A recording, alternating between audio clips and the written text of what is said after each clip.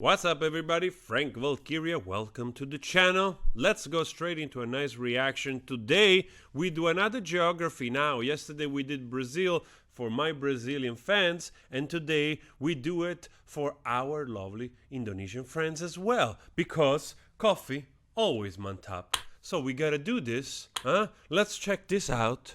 Let's go. Go subscribe to Geography now and check also their official video. I'll link it below. But also, I want to see like 5,000 of you, Alipers, an Indonesian friend, subscribing today. Let's do that. If there's 6,000, it's also but good. It's like huge. I'm not it's complaining. Like the biggest state, and with orangutans.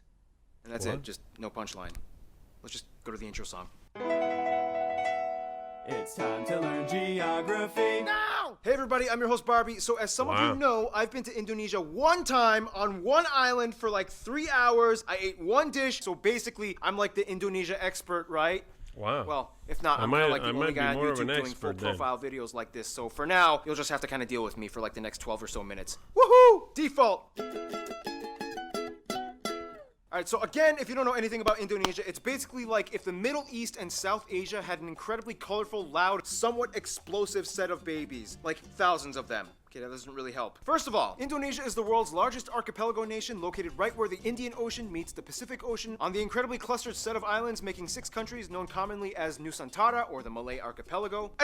Indonesian Archipelago. Sure, whatever makes you happy. Indonesia actually has land borders with 3 of these countries, East Timor, Papua New Guinea, and Malaysia, on the biggest island, Borneo, or Kalimantan, which is one of the world's only 2 triple split nation islands, the other one being Cyprus. Although technically, if you include the UN buffer zone, it's kind of like 4 entities, but the UN isn't a country, whatever, just watch the Cyprus episode. The country is divided into 34 provinces, 5 of which have special administrative man. statuses, Wow. with the capital and most populous city, Jakarta, located on Java, the world's most populous island, with nearly half of the entire population of Indonesia in it. Half The largest cities after Jakarta are Half of the population, wow. Wow, that's like, what, 100 million people are living in Java? And also, if you notice the lighter blue in the water, in the ocean, you know, like they show that probably that level it's higher compared to other deeper side of the ocean. I wonder, like the last ice age, if the water level were lower, there was more ground exposed, so that the islands and, you know, some places were connected. I wonder if there is any evidence of that, if it was shallow enough when the water was lower because of the ice.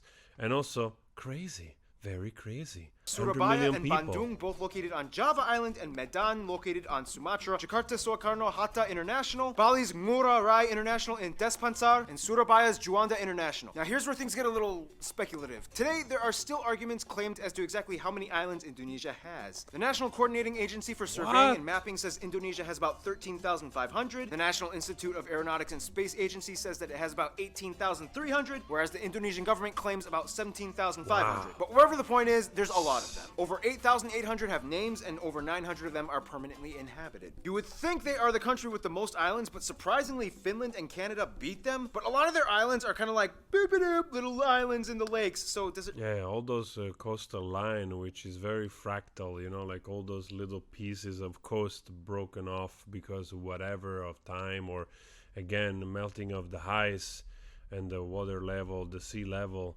that rose, forming all those little islands. So I'm not surprised. There's a lot of also those sort of tiny lakes, and within, you know, like those tiny islands.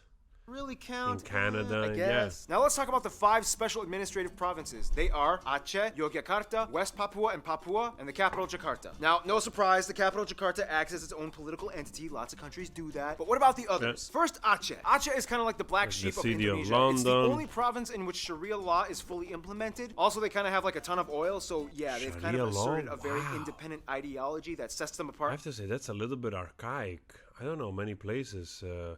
Maybe in Saudi Arabia there is still that. I'm not sure even, actually. I'm not sure. as autonomous from the rest of Indonesia. Then you have Yogyakarta, which is the only region that is still governed by a pre-colonial monarchy, the Sultan of Yogyakarta, who acts as a hereditary governor. Otherwise, we get the two Papuas, which collectively used to be the province huge, called man, Irian Papua. Jaya, Wow. but then in 2003 they got split never into two. realized that. Basically, this is the place that has the least in common with the rest of Indonesia. It has a culture and background closer to their cousins across the border in Papua New Guinea. So then why is this part of Indonesia? Well, long story short, Indonesia was basically like, well, now that we have our full sovereignty, we get everything that the Dutch colonized. But the people of Papua were not too happy, so then Indonesia was like, all right, we'll give you a vote to stay or leave. However, we would strongly implore you to make the right decision. So they voted to stay in. A lot of people complained. There's still some current opposition, and to this day, the area has a relatively high level of autonomy, and the government kind of just leaves them alone, except for when it comes to mining for resources. Well, in the South Maluku area also kind of has like an independence dispute thing kind of going on, but the major opponents to the Indonesian government are primarily That based picture, in the Netherlands. I swear, yeah, exactly. That picture looked like exactly here. I swear I can recognize those bricks anywhere in those trees. So there is a big, of course, because of the colonization of the Netherlands in Indonesia, there is a dark past. Obviously, I don't know everything about it. I know a little bit because, of course, living here, you get to know those little history stuff. And of course, this is part of a darker past.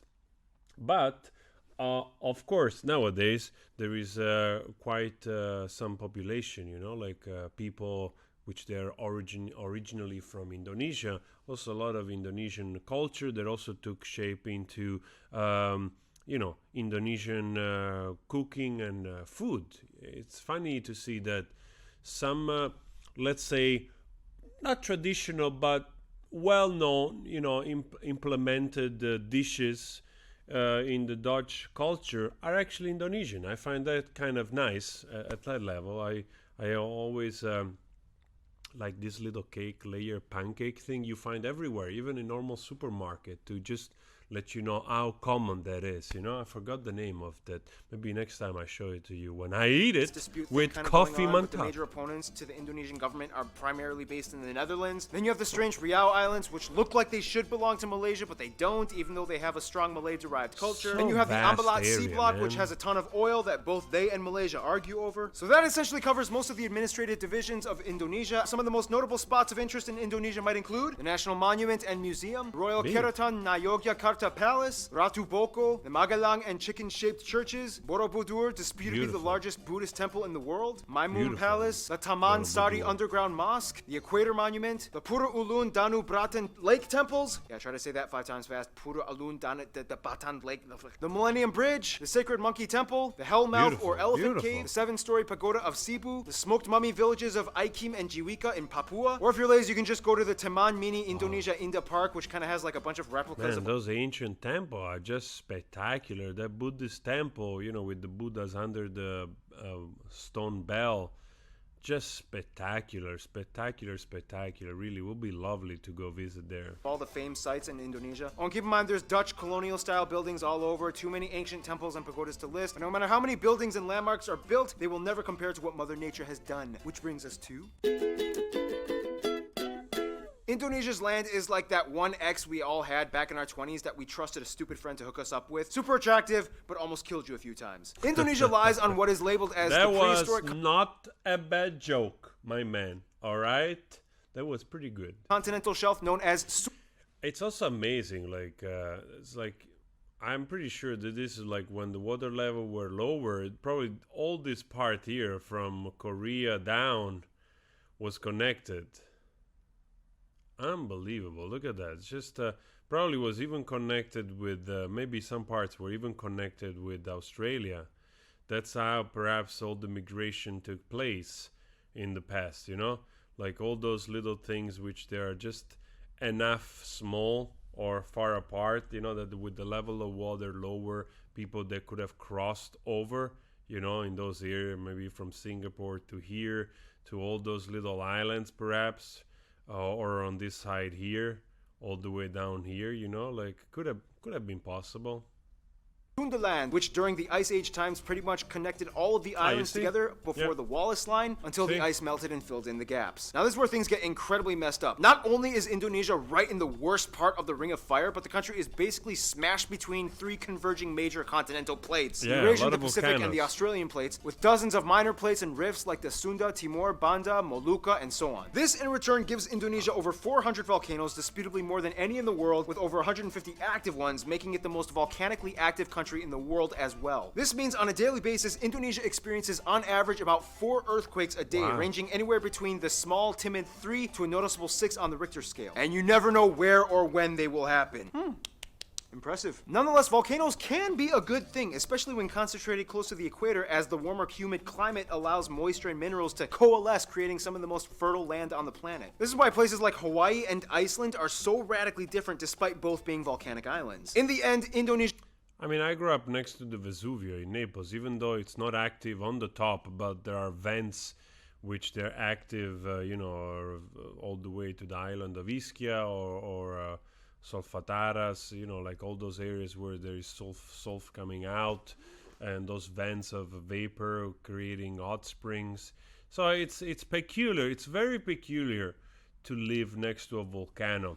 But being active, it's also good, because it literally releases the pressure from the ground, and being constantly active is also, I think, safer than the Vesuvio probably. got blessed with a flourishing abundance of flora and fauna, the second highest concentration in the world after Brazil, many of which being endemic species like the Rafflesia arnoldi and the Titan arum, the largest flowers in the world, which each smell like rotting corpses. And at over 180, they also have the highest concentration of mammals out of anywhere in the world. Nonetheless, the national animal is actually a reptile, the largest in the world at 3 meters long, the famous Komodo dragon, which you can find a bunch of on Komodo Island, which is where they get their name from, and they can kill people. Just a heads up. And the surprise... Yeah, they can. Those freaking things. First of all, they're huge.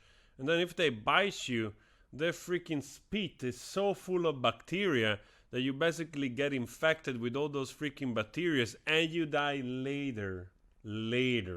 Of infection. Komodo dragon. Toothpaste. Never heard of it? Use it. Surprisingly not national animal, even though everybody knows and loves them. The only great ape in Asia, orangutans, are only found on this archipelago as well. Orangutans are just amazing animal. They're like super strong, long-armed giants, and they look super cozy and relaxed, By the way, they look docile and quiet, but orangutans can rip off your arm if you anger them. Yeah. Wow. Yeah, they're super strong. I mean, you really don't want to... Probably they're as strong as silverbacks or more.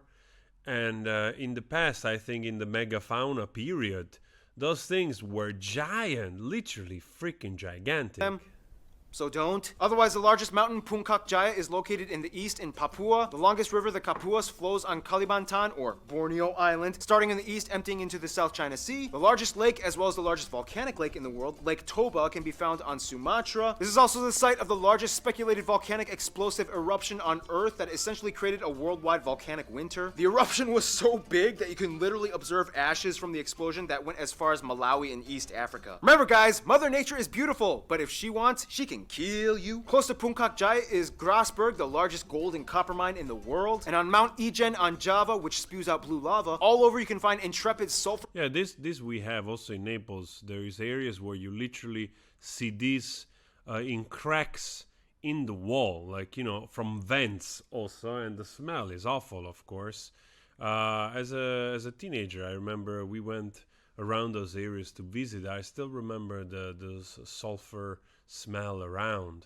Miners that literally go into the base of the volcanic craters, risking health just to get raw sulfur ores. Otherwise, you have other anomalies like the Sidoarjo mud volcanoes, the three-colored lake Kelimutu in Flores, and the Kakaban Island jellyfish lake. Too many strange places. To this day, Indonesia is the #1 producer of palm oil, cloves, cinnamon, nutmeg, coconut, and vanilla. Some national dishes might include things like rendang, satay, or satay. Well, I have to add something, unfortunately, about palm oil. I think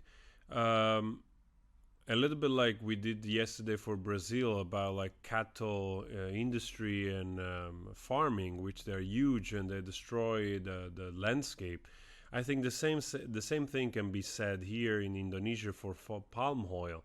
And even though it's an export, the palm oil is not particularly healthy, but it's destroying a lot of the landscape in Indonesia because good vegetation and like microsystem, like of plants or whatever are destroyed to give space to palm cultivation. So that's not necessarily a good thing, unfortunately. This is another result of heavy industrialization of certain products which they basically put everywhere, that if we consume less, we probably give space to the ground that we can both harvest for agriculture for human consumption, and we could also probably lower the impact of CO2 in the atmosphere. Like, those are the areas where humanity can tackle to let the planet heal. Unfortunately, yeah, I don't think a lot is being done, but also, guys from Indonesia, if you know of anything, that it's being done for this, I would be curious to hear from you. Gado, lontong, ketupat, papeda, ikan bakar, pempek, tumpeng, lemang, and the national I'm angry right now. dish, nasi goreng, which basically just means fried rice, which has no exact recipe. You can mix it up and kind of do whatever you want to it. Oh, and keep in mind, Malaysia might argue that some of these dishes belong to them, but that's a whole other story tied in with history and culture. We got time. Why not talk about it? Now, there's a lot of curious mysteries when it comes to Indonesia's people. Like, how did they become predominantly Muslim? Or what's the whole deal with them in Malaysia? Or wait, this guy is considered an Indonesian? What? First of all, the country has about 263... To me, that looked like it had more in common with Aboriginal people of basically Australia. million people, making it the fourth most populous country in the world with the largest population of Muslims as well. Now here's the thing. Wait a second. What? First of all, the country has about 263 million people. 263 million. Actually, I thought 200 million. There's 63 million more people than I thought. There's a lot of people in Indonesia. Wow. People, making it the fourth most populous country in the world with the largest population of Muslims as well. Now here's the thing. In a sense, yes, 95% of the population is considered native Indonesian. But that's an incredibly broad term considering that Indonesia has about 300 different ethno-linguistic groups split up across all the island regions of the country. If you look at a map with the actual ethnic group breakdown, it kind of looks something like this. Nonetheless, that's crazy. Like, probably because there's a lot of dialect implemented. Map with the actual ethnic group breakdown, it kind of looks something like also in Africa, there are so many countries which they have like dialects of the language that it's kind of crazy. There's so much diversity in that way that it's absolutely mind-blowing if you think about it. Look at this. Wow. Like this. Nonetheless, the two largest parent ethnic groups are the Javanese that make up about 40%, the Sundanese that make up about 15%. Otherwise, the rest of the population is primarily made up of smaller groups and tribes that have only around 2 to 3% each, like the Batak, the Sulawesi, the Balinese, Minangkabau, Betawi, Papuan, Dayak, and so on. Finally, about 5% are non-indigenous. Hey guys, I want to know where is most of my audience? Does it come all from I assume probably Java, but it's so vast. I know that I have a lot of Alipers that they live in Bali, so I'm curious. Leave also a comment to which area or which ethnical group you belong to. Indigenous Indonesians like Chinese, Arabs, Indians, and even a few Europeans. They also use the Indonesian rupiah as their currency, they use the Type-C plug outlet, and they drive on the left side of the road. And here's where things get a little confusing. Culture and language. The one thing that kind of unites all Indonesians is that they share the national language Bahasa Indonesia, which means the Indonesian language. However, Bahasa Indonesia is actually kind of like a lingua franca to many of the people, as Indonesia is the world's largest trilingual country. In addition to Bahasa Indonesia, most people speak their own mother tongue as well as English. Yep, English. They caught on quick when they realized it was the money language. The funny thing is, even though the Javanese make up the largest people group, the Javanese language is not an official. Well, that's why a lot of you guys, like they totally understand the videos that I do in English as well. Okay, that explains. Language. Technically, it could have been, but then that would have favored one people group over all the others, which would have caused tension, so they kind of had to choose like a neutral default. Plus, Javanese is like really hard to learn, and the original writing system, although very beautiful, is incredibly difficult to write. Nonetheless, at nearly 100 million speakers, this makes Javanese the largest non-official minority language in the world. And that's why the Bahasa Indonesia language is so strange. It's not even technically indigenous to Indonesia, but more Malay derived. To this day, people who speak Bahasa Indonesia can understand somewhere around 60 to 70% of what their neighbors are saying in Malaysia. The biggest Oh, difference, wow. though, would be the loan words, as Indonesia took quite a So bit of... fascinating to see that there are also almost those gradient, like in color, like there are those gradient of separation in languages which they have those similarities, and they sort of like start to change gradually into something else, retaining a percentage of the original language where it came from. So it's so incredibly fascinating. It also shows for how long we have been mingling on this planet. It's super fascinating. I always have the feeling that the more we, now good or bad doesn't matter. Like we speak more English nowadays because the most powerful countries in the last 200 years, 300 years, 200 years or so, where it was the British Empire and then the US. So of course expansion technique and the politics of expansion and all of that caused the word of adapt to a language that was the most economical powerful. But good or bad, this could have happened or would have happened if the French Empire, or if the Indonesian, were strong, or the Japanese or the Chinese, So I have the sense that the more we mingle, of course, the same it will happen with interracial or inter-ethnicity, screwing each other physically, that it's going to lead to a more diverse mixing of our features, like ethnicity features, so to speak. The same probably will happen to the language as well, like has happened before. Probably a lot of language will disappear and we will morph and melt into lesser languages. Not lesser in quality, I mean, we will have less languages which they are spoken, because the more we interact, the more we'll become like one community, That's the same analogy why people spoke one language in a certain area once that sort of area was defined, and people started to communicate more and more, and they adopted just that language. The same thing, as we break the borders and we interact, all those language will mix. We will keep some, we will lose some, but maybe in through 200, 300, 400 years, maybe we'll speak like only 3, 4, 5 languages, because the mixing of people will be so widespread that would be just impossible to retain all those many languages. Influence from the I Dutch think. back in colonial times. For example, kantor versus kantor, doctor versus dokter, mantel, mantel, oma, opa, wortel, wort. Wait, that's all Dutch. Wow, that's all wow, amazing. So they retained also a lot of Dutch words.